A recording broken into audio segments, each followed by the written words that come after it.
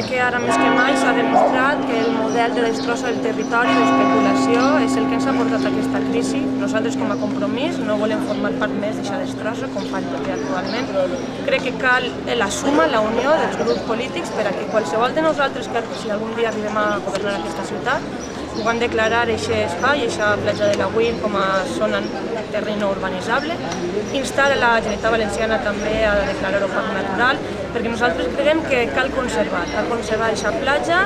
És un recurs natural que tenim, molt important, pot funcionar com un reclam turístic diferenciat d'altres ciutats. Crec que s'ha de regenerar i unir totes les forces possibles perquè no es destruïsca. Crec que ja ho tenim bé, ja s'ha destrossat molt, s'ha construït i per això estem en aquesta crisi. Per tant, des d'este Compromís estarem al costat de la plataforma per Salvem la Güell en totes aquelles coses que faça per regenerar, preservar aquest espai que és per a nosaltres la joia de la Safor.